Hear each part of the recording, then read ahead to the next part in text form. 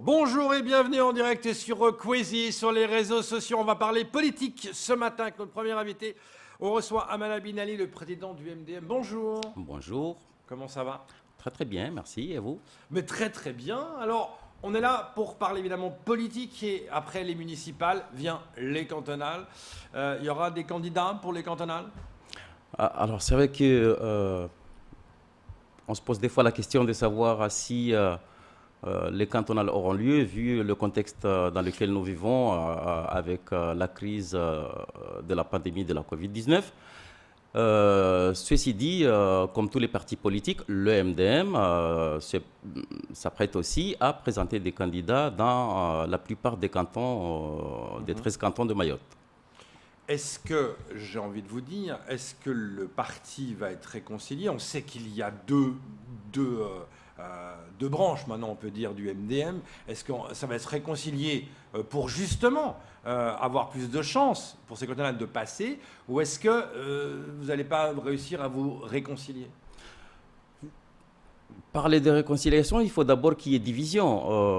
Je pense que le MDM est un parti politique. Ce ne sont pas des partis politiques, c'est un parti politique avec un bureau exécutif. Et je pense pouvoir dire aujourd'hui que le tribunal, après avoir tranché, n'a pas dit que c'est telle ou telle personne qui devrait être MDM ou être élue. La décision du tribunal est un argument qui permet de se mettre autour d'une table et se dire voilà ce qui s'est passé, voilà ce que le tribunal a dit, et à partir de là, qu'est-ce qu'on fait? Il semblerait que certaines personnes n'ont pas voulu jusqu'à maintenant venir discuter de ce problème-là. Et ce qui est dommage, et ce qui est malheureux pour le MDM, ça risque de porter préjudice. Ça vous a déjà porté préjudice pour les municipales. Vous avez eu 4 mairies, vous auriez pu en avoir plus si vous étiez unis. Oui, nous continuons de travailler pour que le MDM ait le maximum d'élus départementaux. C'est vrai que si on avait été réunis pour les municipales, on aurait pu remporter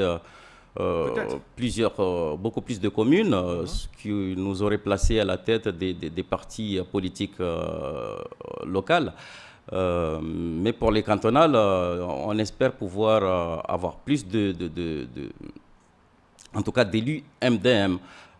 Réconciliation ou pas, je pense que ce ne sont pas les leaders qui décident. Encore faut-il que les électeurs adhèrent à l'idéologie du MDM pour le combat de Mayotte française, pour le développement de Mayotte, pour que l'ensemble de la population de Mayotte se trouve dans des conditions de vie dignes d'une république comme celle de la France. Kamar Moura, une question à vous poser. Alors, Amala Binali, lors de votre dernier passage sur ce plateau, vous nous disiez justement que vous étiez prêt aujourd'hui à rendre finalement ce poste de président parce que vous attendiez que les autres viennent vous le demander, mais pour l'instant, est-ce que l'autre parti, puisqu'ils le disent tout bas, ils ne viennent pas le dire officiellement? Donc ça veut dire que jusqu'à maintenant, personne n'est venu vous dire ce qu'on veut, c'est que vous partiez et qu'on refasse ces élections. Est-ce qu'ils sont venus ou pas? Ils ont fait cette démarche ou pas? Alors, il y a eu des tentatives de réconciliation.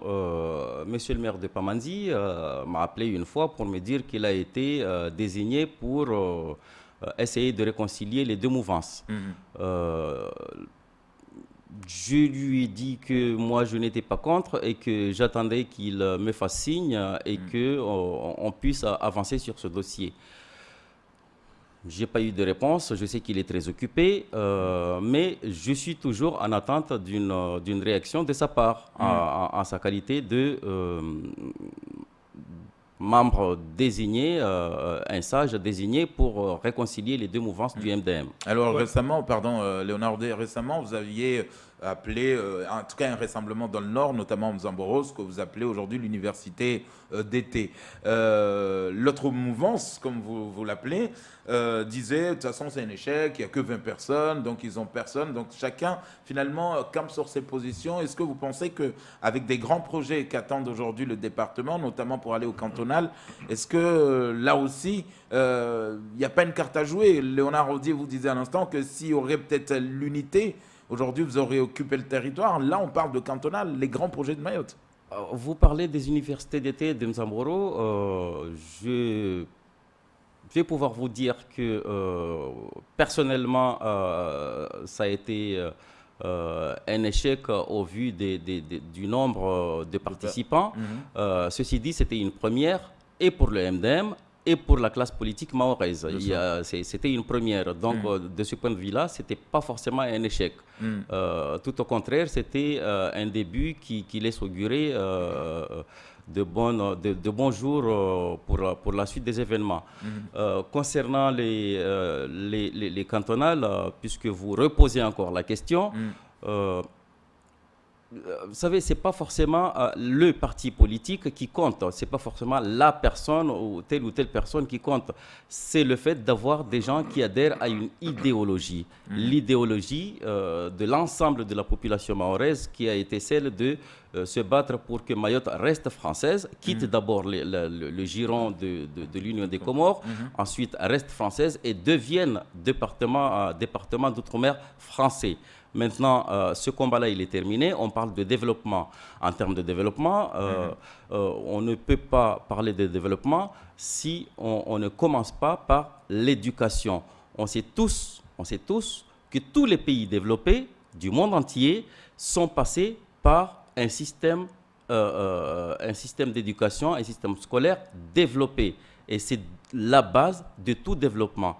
Et si à Mayotte, on n'arrive pas à mettre en place un système d'éducation qui permette à l'ensemble des jeunes de Mayotte d'être scolarisés et de mettre en place une éducation de qualité et non pas forcément gérer des flux, on n'y arrivera pas. Est-ce qu'il n'y a pas de qualité pour vous, l'éducation de maintenant? Parce que ce que vous dites là, ça veut dire que quelque part, l'éducation n'est pas bonne.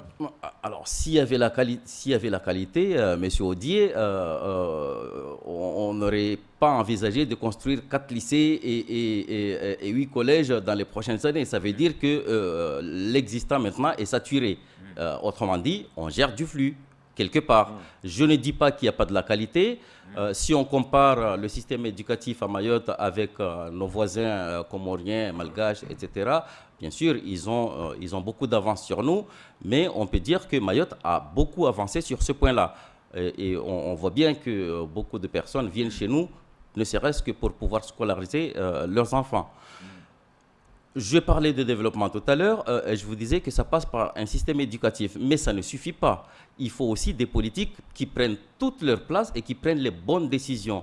Il n'y a pas si longtemps que ça, j'entendais un conseiller départemental qui disait, qui parlait de circulation de biens et de personnes avec des barges et des points de chute sur l'ensemble de l'île. En tout cas, sur un certain nombre de sites à Mayotte. Ça ne tient pas debout. Vous comprendrez qu'il suffit qu'il y ait un mauvais temps et que les barges soient arrêtées et que l'économie en soi soit bloquée. Nous, on parle d'un vrai développement. Comment on peut comprendre qu'à La Réunion ou à Maurice, on a un réseau routier qui est super développé. Au même moment que nos voisins font des routes sur pilotis aériens et sur mer, nous, on est en train de faire des talus sur un réseau routier qui est déjà saturé. Oui, mais cela dit... Je termine, si vous permettez. Il y a certains chantiers qui ont été arrêtés à La Réunion. Oui, je termine. Je termine en disant que pour avoir un vrai développement dans un pays, il faut aussi que la circulation des biens et des personnes soit adaptée. Nous parlons d'une route sur pilotis qui ne dénature pas Mayotte, qui ne dénature pas, en tout cas, qui n'a pas forcément un impact sur l'environnement, qui traverse... J'y arrive, qui traverserait Mayotte du nord au sud avec des dessertes sur les futures zones d'économie qui sont à créer. Et ça, ce serait financé par l'Union européenne, par les impôts qu'il faut mettre en place, je précise, parce que ce n'est pas totalement mis en place à Mayotte, c'est en train de se finaliser, c'est une très bonne chose. Ça fait partie des 3 chantiers que l'État devait mettre en place pour la départementalisation.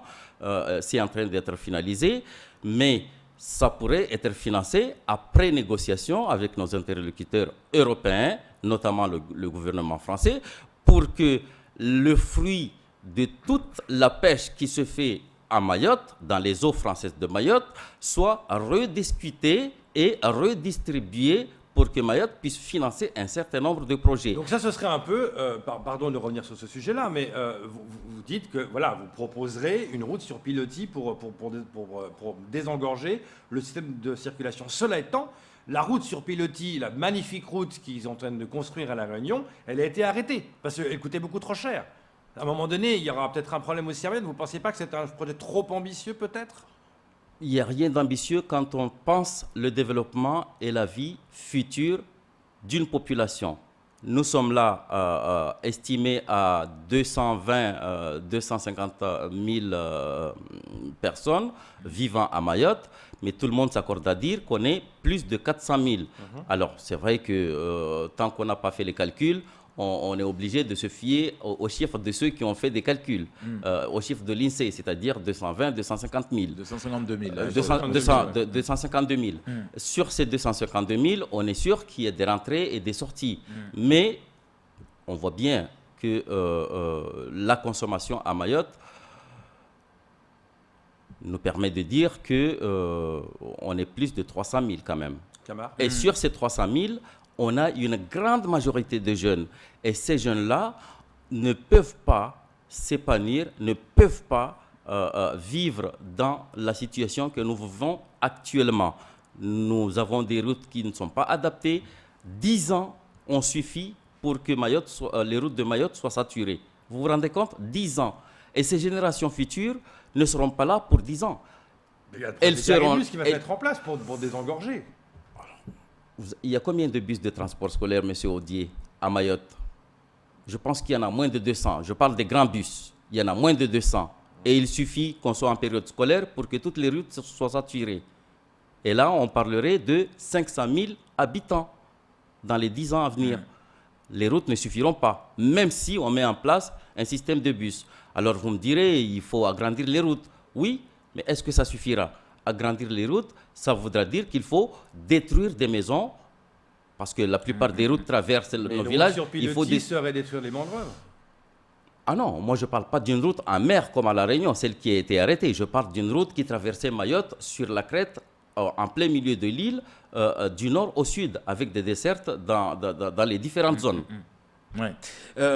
Monsieur Binali, là, c'est les cantonales. Demain, si vous êtes décisionnaire, vous êtes dans la majorité d'une nouvelle équipe au conseil départemental, j'aimerais avoir votre sentiment sur le social.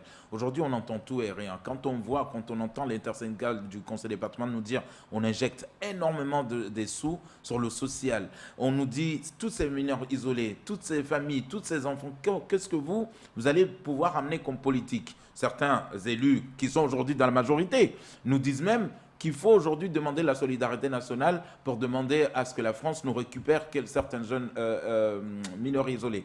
Vous, ça serait quoi votre politique, sincèrement, pour le social, par exemple? Alors, d'abord, permettez-moi de souligner que dans un département de droit commun, un département qui remplit ses fonctions, ses compétences basiques, c'est entre 60 et 70% du budget qui est consacré, enfin en tout cas de l'activité qui est consacrée au social. Ça n'est pas encore le cas à Mayotte. Il faut qu'on arrive à viser cet objectif-là de 60 à 70% de l'activité du conseil général qui serait consacrée au social. Ça, c'est une première chose et ce serait notre objectif si jamais on était dans la future majorité. La deuxième chose, c'est, comme je le disais tout à l'heure, c'est de faire en sorte que la grande majorité ou la totalité des jeunes Mahorais soient dans un système éducatif digne de ce nom et à ce moment-là, on n'aurait plus besoin d'accompagner en tout cas des jeunes déscolarisés ou en décrochage. Voilà à peu près ce qu'on proposerait nous. Pour ce qui est de la solidarité nationale, c'est un dispositif qui existe évidemment, mais Mayotte, encore une fois, est exclue. Je sais qu'il y a beaucoup de travail qui se fait à ce niveau-là, mais est-ce que nous sommes entendus? Encore faut-il que nous soyons écoutés pour être entendus. Vous reviendrez pour parler d'autres sujets. On n'a pas le temps de tout aborder ce matin. Le temps passe. Merci beaucoup d'être venu ce matin. Et puis, bonne chance. Et vous reviendrez pour parler, évidemment. Alors, je voudrais juste rapidement dire une chose, c'est que je déplore quelquefois le fait que les partis politiques ne soient pas mis en avant, ne soient pas les interlocuteurs privilégiés de l'État. On a vu depuis 2011 de plus en plus de collectifs qui se créent et on a tendance à croire que les collectifs sont beaucoup plus mis en avant et écoutés plus que les politiques. Il faut que les politiques prennent leur place, il faut que les politiques, notamment, soient concertés et prennent toute leur place dans l'anniversaire des 10 ans de la départementalisation de Mayotte. Et le MDM veut que cela se fasse très rapidement, malgré les conditions pandémiques dans lesquelles nous vivons actuellement. Le message est passé. Merci beaucoup d'être venu. C'est tout pour ce temps de parole.